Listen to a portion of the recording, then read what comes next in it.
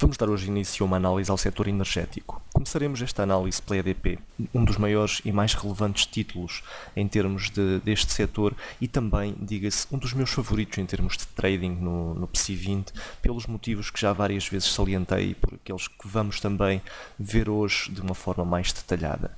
A EDP, apesar de no gráfico diário ter uma grande volatilidade e até alguma erraticidade de movimentos, já no gráfico horário comporta-se de uma forma tão linear que permite trades fantásticos com um grande grau de aproveitamento. Ainda assim, repare-se, aqui no gráfico diário, tínhamos deixado aqui na última análise uma nota de que poderia haver eventualmente uma correção de curto prazo, caso o ponto de suporte dos 3.18 fosse quebrado em baixa.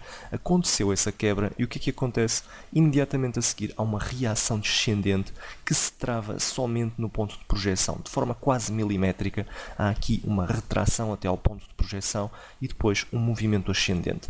Este movimento de quebra dá-se com um pico de volume, o que é de certa forma preocupante em termos práticos, porque poderá indiciar que podemos continuar com este movimento descendente. Repare-se, nesta fase temos aqui de facto um pico ascendente rápido, uma reação ao movimento prévio, mas que se dá com volume decrescente e por isso acaba por não convencer de uma forma muito aprofundada. Podemos ter aqui uma reação para continuar. Temos agora aqui o título novamente a testar esta zona de suporte, pequeno suporte por ter gerado esta reação. No gráfico horário podemos ver com algum detalhe que podemos não ter ainda uma eventual inversão de tendência a formar-se, até porque repare-se aqui no gráfico diário mais um ponto de preocupação. Após este movimento ascendente bastante rápido e que se esperaria com interesse comprador, caso houvesse força compradora, dá-se um movimento descendente fortíssimo em gap down com um novo pico de volume, o que significa que há uma maior pressão vendedora do que compradora neste momento na EDP.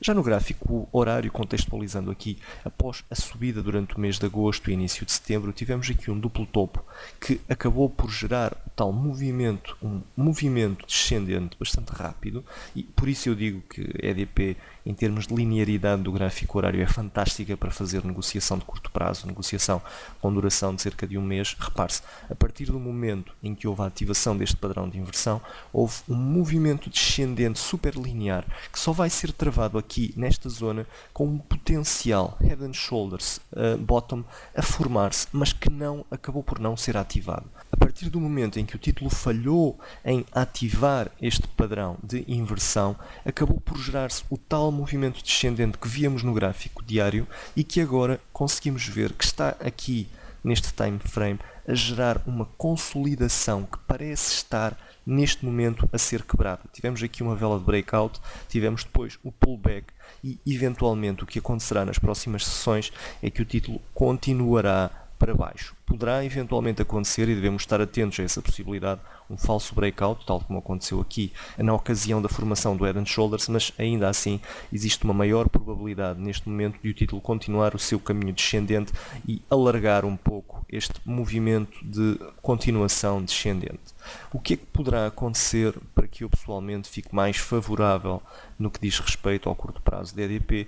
Será uma quebra em alta dos 3.02, sensivelmente, que é o ponto de resistência que está por cima deste padrão de consolidação e que poderia eventualmente evidenciar um padrão de inversão a formar-se para dar origem a um novo ciclo ascendente. Tal como tem vindo a acontecer até aqui, quando a EDP sinaliza um padrão de inversão, em princípio isso significa que vamos ter uma continuação do movimento de médio e longo prazo, ou de médio prazo, neste caso longo prazo para o gráfico horário, e que não deve, portanto, ser desperdiçado. Mas ainda assim, os sinais neste momento são relativamente claros no que diz respeito ao curto prazo da EDP e sinalizam que podemos ter uma continuação do movimento descendente.